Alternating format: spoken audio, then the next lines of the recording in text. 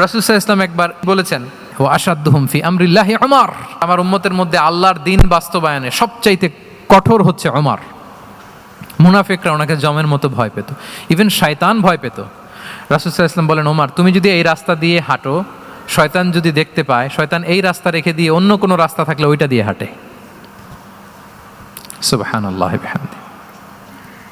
আমাদের অনেক সময় এমন হয় না যে আমাদের বাচ্চারা, ছেলেমেয়েরা খেতে চায় না, আমাদের নাতি নাতনিরা খেতে চায় না, মায়েরা খাবার নিয়ে পেছনে পেছনে ঘুরে, আর তখন ভয় দেখায়, এই রাত্রিবেলা তাড়াতাড়ি খাও, ওই যে বাঘ আসবে বাঘ, বিড়াল আসবে বিড়াল, তাড়াতাড়ি না খেলে কিন্তু ভূত আসবে ভূত, এরকম বলেন আপনারা? বলেন না? এ দায়িত্ব তো আপনাদের কাঁধে থাকে না? তো ওই যে আমাদের বোনরা বলতে পারবে, বোনরা খাবার নিয়ে ঠিকই রাত্রিবেলায় বাচ্চাদের পেছনে পেছনে এরকম দৌড়াতে হয়।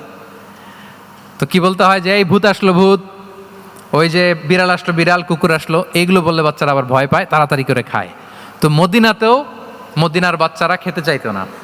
তো খেতে না চাইলে মায়েরা ভূত আসতেছে, ভাল্লুক আসতেছে, এগুলো না বলে বলতো, হা হুয়া ইয়াতি উমর, ইয়াতি উমর, তাড়াতাড়ি খাও তাড়াতাড়ি খাও, ওই যে ওমর আসতেছে ওমর।